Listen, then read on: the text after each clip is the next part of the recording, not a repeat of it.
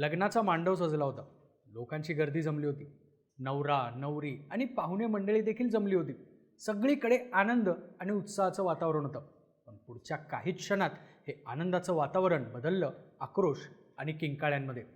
जिथे नवरा आणि नवरीच्या साखरपुड्याची तयारी चालू होती तिथेच सुरू झाला रक्तरंजित संघर्ष. या संघर्षात 1-2 नाही तर 3 जणांचा मृत्यू झाला, तर काही लोक गंभीर जखमी झाले. हे सगळं घडलं धुळे जिल्ह्यातल्या पिंपळनेरमध्ये.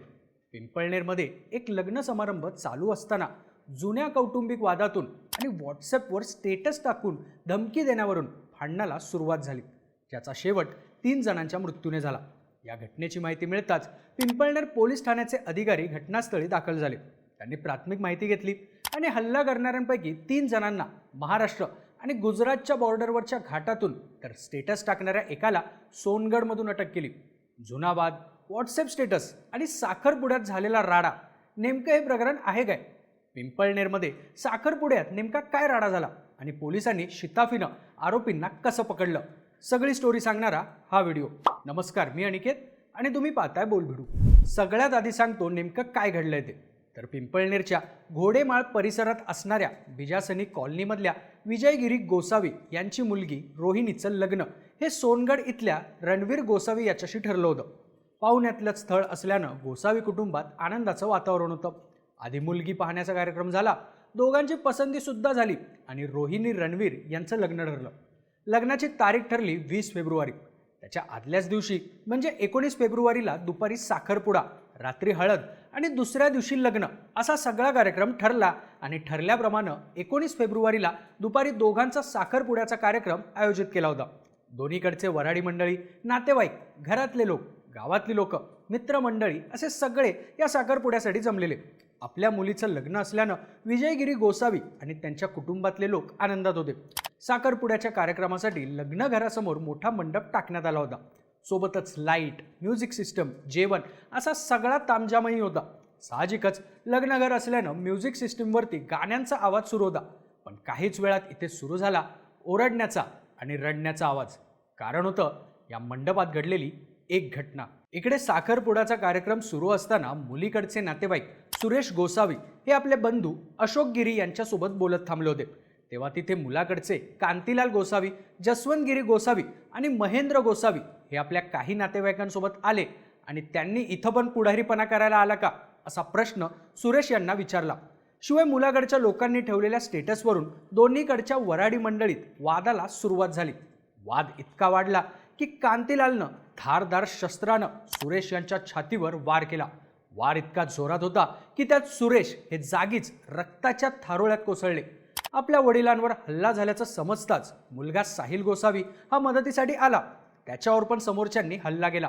हे बघताच त्यांना वाचवण्यासाठी देवेंद्र पवार हे पळत पळत तिथे आले. तेव्हा या जमावानं त्यांच्या पोटात चाकू खुपसला. लग्न घरात असा राडा सुरू झाल्यानं कुटुंबातले पंकज गोसावी आणि सागर गोसावी मध्यस्थी करण्यासाठी पुढे आले. पण जमावानं यांना सुद्धा जखमी केलं आणि हल्ला गेल्यानंतर हल्लेखोर आपल्या गाडीमधून घटनास्थळावरून पसार झाले. तेव्हा साखरपुड्यासाठी जमलेल्या लोकांना नेमकं काय चालू आहे हेच समजायला मार्ग नव्हता. काही मिनिटांपूर्वी जिथे आनंदाचं वातावरण होतं त्याच ठिकाणी गोंधळ आणि तणावाचं वातावरण निर्माण झालं. जिथे गाण्यांचा आवाज ऐकू येत होता तिथे आता फक्त रडण्याचा आणि किंचाळण्याचा आवाज ऐकू यायला लागला. ज्या मंडपात रात्री हळद लागणार होती तिथे रक्ताचा सडा पडला होता. त्यानंतर जमलेल्या लोकांनी जखमी असलेल्या देवेंद्र, सुरेश आणि साहिल यांच्याकडे धाव घेतली. पण हल्ला इतका जोरात होता की त्यात देवेंद्र आणि सुरेश यांचा जागीच मृत्यू झाला. तर जखमी असलेला साहिल, पंकज आणि सागरला लोकांनी जवळच असलेल्या पिंपळनेरच्या ग्रामीण हॉस्पिटलमध्ये नेलं.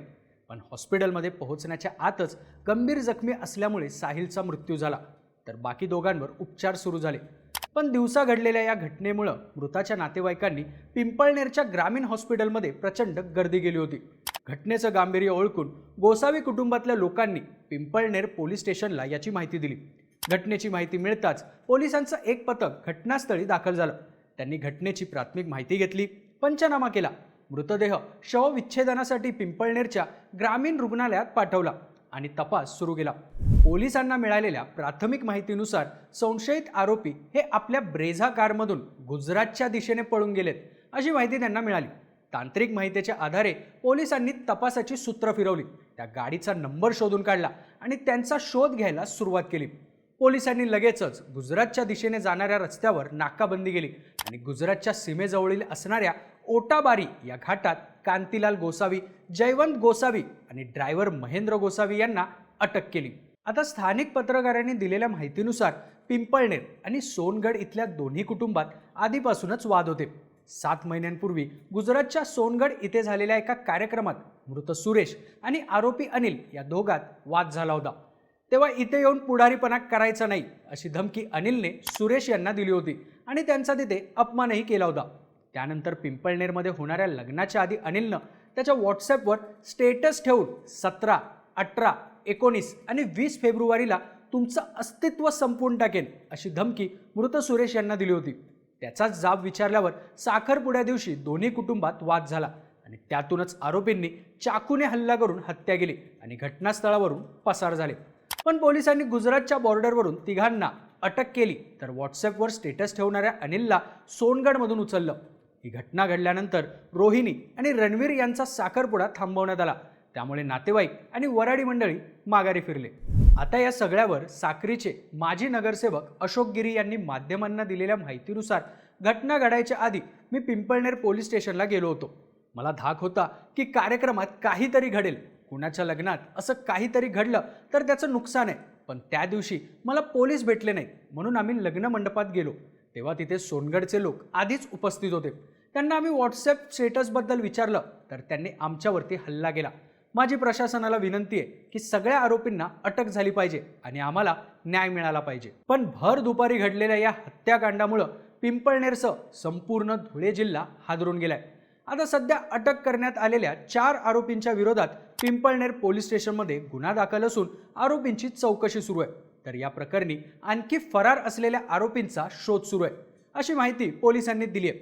आता हा हल्ला नेमका का केला, यामागे वैयक्तिक वाद होता की आणखीन कोणतं कारण होतं, याचा तपास पोलीस करतायत. आता त्यांच्या तपासात कोणती माहिती समोर येते हे पाहणं महत्त्वाचं असणार आहे. पण सध्या धुळ्यात चर्चा सुरू आहे ती म्हणजे 2 कुटुंबात घडलेल्या वादाची, व्हॉट्सॲपवर ठेवलेल्या स्टेटसची आणि साखरपुड्या दिवशीच भर मांडवात घडलेल्या हत्येची.